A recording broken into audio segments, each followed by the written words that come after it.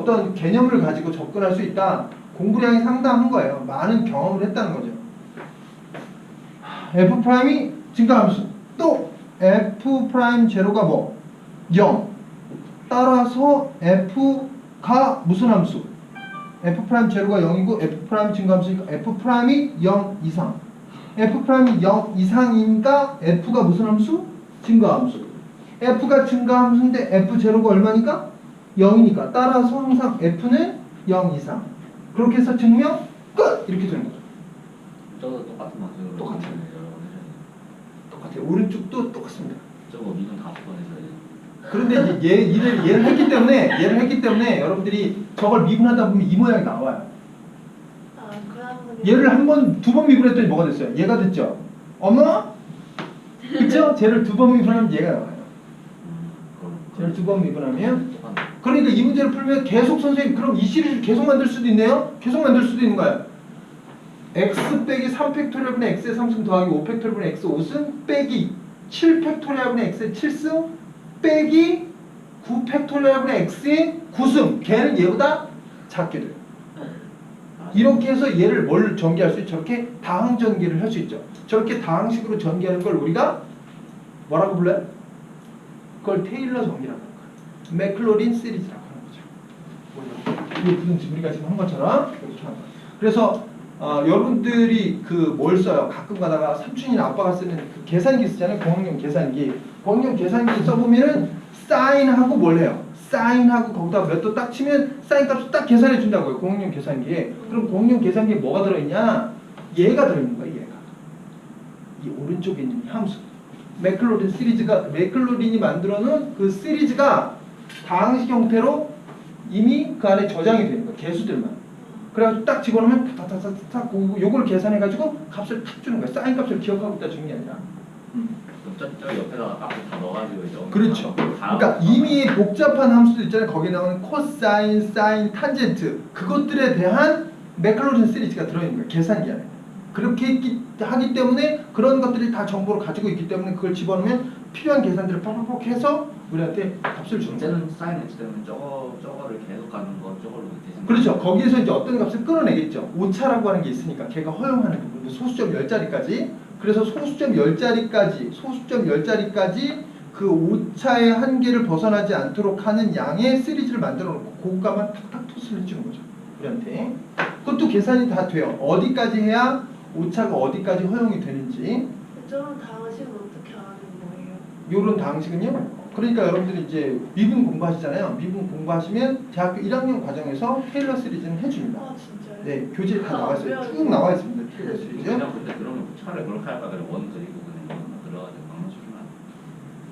방정식이나 계산기를 방정식을 붙구나. 그 방정식을 푼 게 이제 이렇게 한 가지 이렇게 하나의 방법이 이렇게 나온 거죠.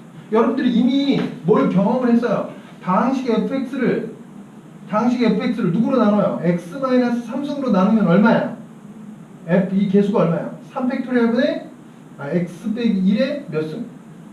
x 빼기 1의 3승으로 나누면 3승으로 나눴어. 그럼 모가지가 있잖아요. 그렇죠? 모가지가 있고 나머지가 어떻게 나와요? x 빼기 1의 제곱의 개수. x 빼기 1의 몇 승? 1승의 개수. x 빼기 1의 0승의 개수. 이건 상수항이니까 얼마가 돼요? 얘를 fx라고 한다면 f0가 되잖아요. 그렇죠? 그리고 얘는 얼마예요? f'0고 얘는 얼마야? 2팩토리얼분의 f2'0 이렇게 되죠. 맞아요? 이게 바로 임의의 다항식에 대해서도 이게 성립해요. 임의의 sin x에 대해서 이게 성립해요. 이렇게 만들어 놓은 거예요. 실제로 이거. 이 결과물이라고 생각하시면 돼요. 이걸 일반화해 놓은 개념이다. 물론 이제 존재성을 밝히고 그래야 되기 때문에 요것만큼 쉽지는 않아요. 평가급 정리가 좀 일반화돼야죠. 평가급 정리가 존재성을 증명하려면. 자, 이렇게 해서 우리가 이 파트를 봤어요. 그렇죠? 이 파트를 봤어요. 그래서 선생님 지금 얘기한 대로 이런 식으로 다 증명이 이루어졌어요. 아주 이런 과정을 반복해서 합니다. 그리고 이제 gx라는 함수는 또 저기에서 저걸 빼죠. 저걸 뺐어요. 한 번 더 미분해요. 잘 모르니까. 또 모르니까 또 미분하죠. 또 미분하니까 나와야 안 나와요. 일단 그럼 모르겠으니까 미분하고 봐요. 미분하는 이유가 뭐예요? 근데 그냥 개념없이 미분하지 마시고 미분하는 이유는 그 미분한 도함수의 부호를 통해서 원래 함수의 그래프를 판단하려는 거예요. 증감을 판단하려고 하는 거예요. 증감을 판단해서 그래프의 개형을 얻고자 한다라고 하는 그 이유만 정확하게 머리통 속에 집어넣은 채로 이런 문제를 대하십니다.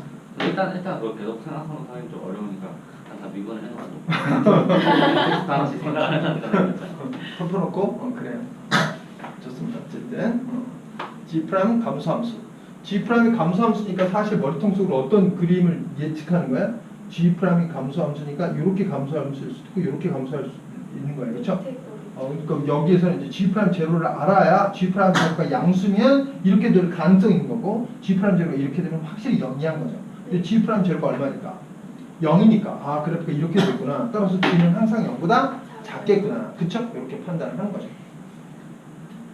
처음부터 덮어놓고 막 하는 건 아니고요. 그쵸? 그래서 G' 항상 0보다 작다. G' 0보다 작으니까 G는 무슨 함수다? 감소함수다. 그쵸? 감소함수니까 또 G에 대해서 이런 판단을 하게 되죠. 그쵸? 그래서 우리는 G0를 계산하게 되는 거죠. 그래서 G0가 또 0이 된다라고 한다면 이런 케이스가 되니까 따라서 G는 항상 뭐다? 0보다 작다. G가 항상 0보다 작으니까 대변기가 저렇다라고 우리가 정확하게 판단을 내리게 되는 거죠. 그쵸? 그러니까 매 순간 그것에 대한 이유가 다 있기 때문에 그냥 이렇게 쭉쭉쭉쭉 가는 건 아닙니다. 가볍게 푼 것처럼 보이지만 그 안에 다 논리가 있고 그런 생각을 하기 전에 그런 문장을 쓰기 전에 그것에 대한 이유가 또 반드시 있죠. 그래서 하나씩 생각하면서 가져야 되는 거지 이게 그냥 기계적으로 짠짠짠짠 아무 생각 없이 그냥 이렇게 전개되는 건 아닙니다. 하나하나 그때그때마다 필요한 생각을 다 해주셔야 되는 거예요.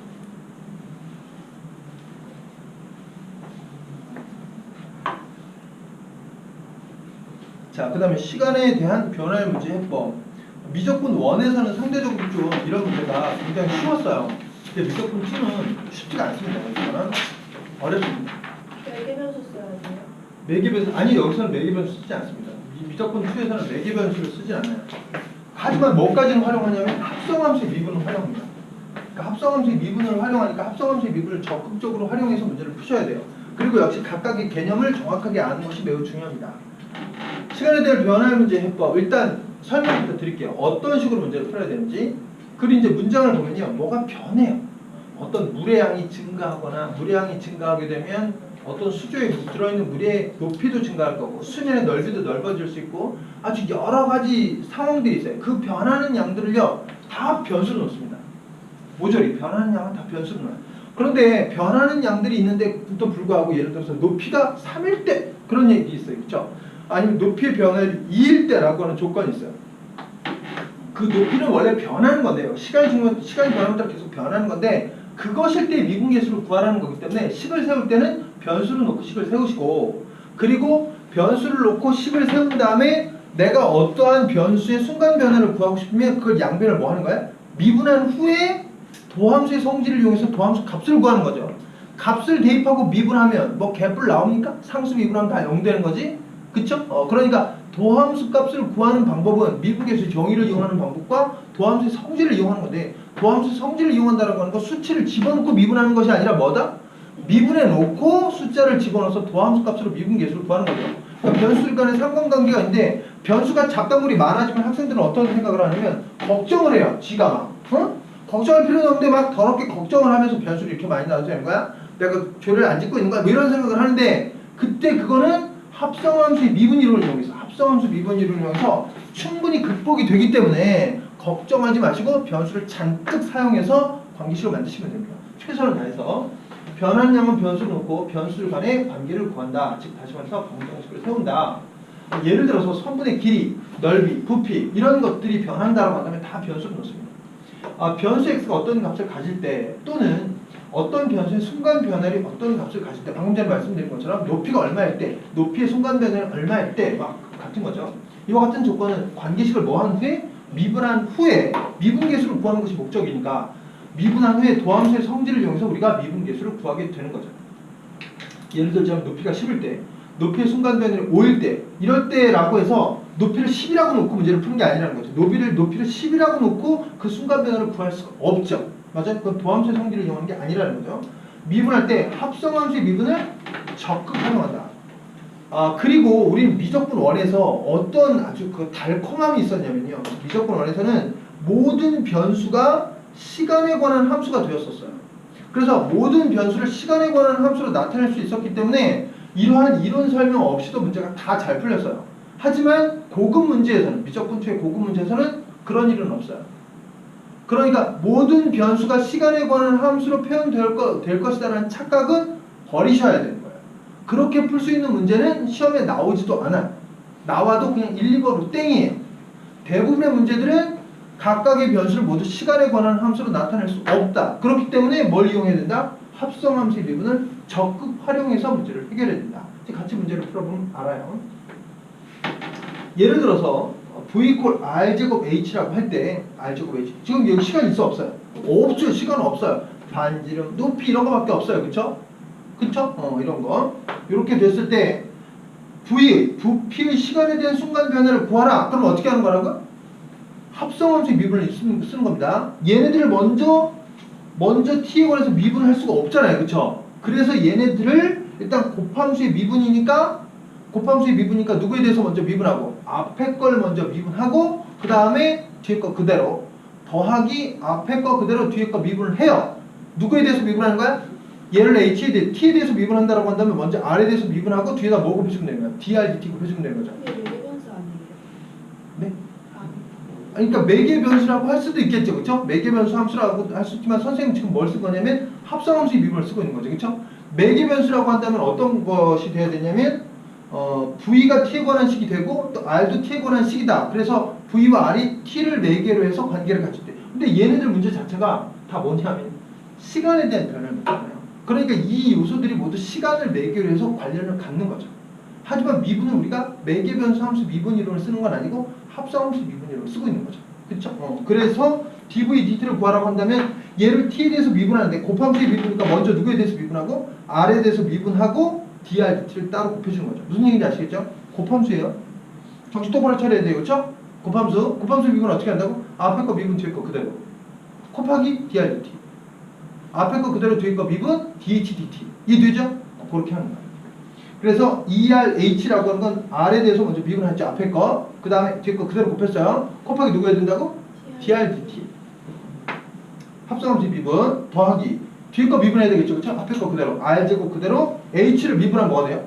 1이 되죠. 그리고 DHDT 합성함수 미분 곱해줘야 되겠죠. 그쵸?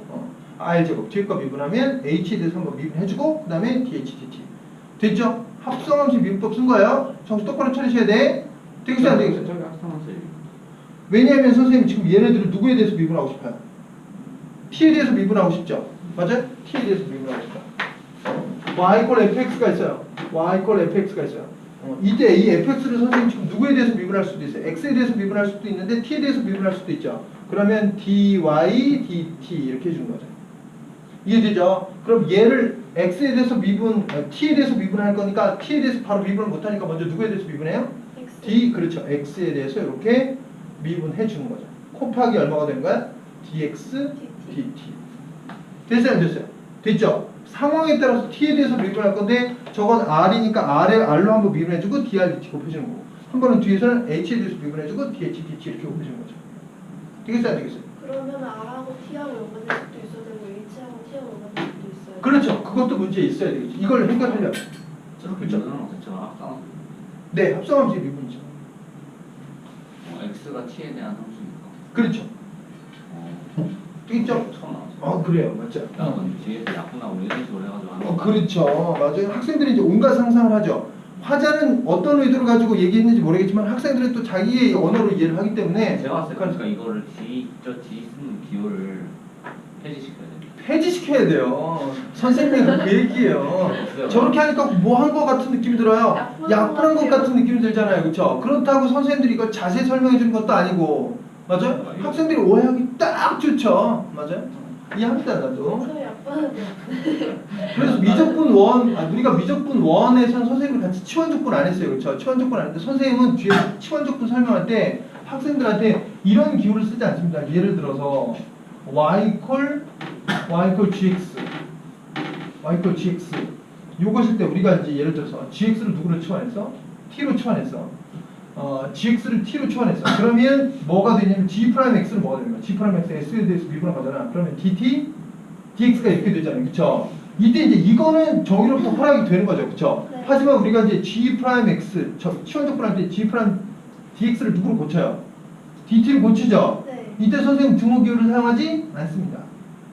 왜? 이 뜻을 모르니까. 이 뜻을 모르니까. 모르니까 뭣도 없는 거야? 상등의 개념도 없는 거죠.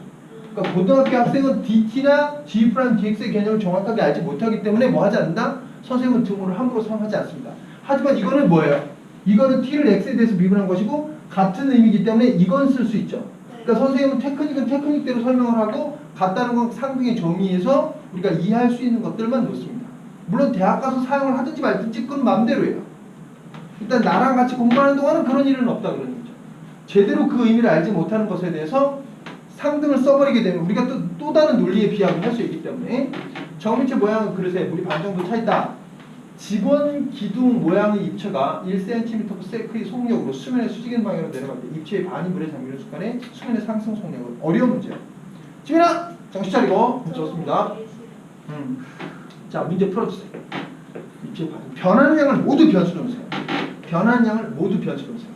그리고 이 문제는요 시작이 별로 마음에 안 들어요. 정면체 모양에 물이 뭐 차있다? 반 차있는 게 아니라 반 정도 차있대요. 그쵸? 반 정도 차있대요. 반 차있는 것도 아니고 반 정도 차있대요. 저렇게 어떤 양에 대해서 뭐에 대해서 확실하게 설명하지 않는 것은 민주야 저렇게 어떤 양에 대해서 확실하게 설명하지 않는 것은 상관이 있다는 거예요? 없다는 거예요? 없다는 거예요. 상관이 없기 때문에 그냥 절반 있다라고 생각하고 문제를 푸셔도 된다는 거죠. 그 나중에 이제 최종적으로 문제를 해석할 때 우리가 알 수 있는 거고요.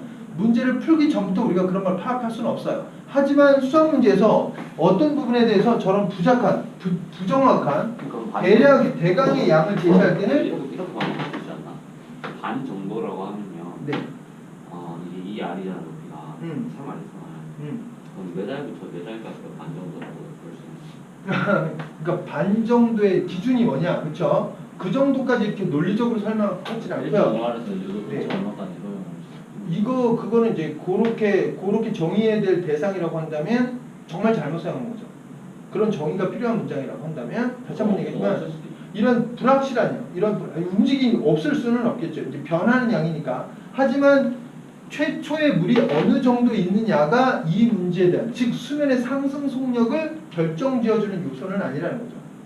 그러니까 처음에 초기체 물의 양이 얼마가 있느냐는 중요하지 않다라고 하는 것을 문제 속에서 어느 정도 이걸 잘 모르면 문제를 세우는데 문제의 식을 세우는데 방해가 되지만 잘 이해하고 있다면 오히려 뭘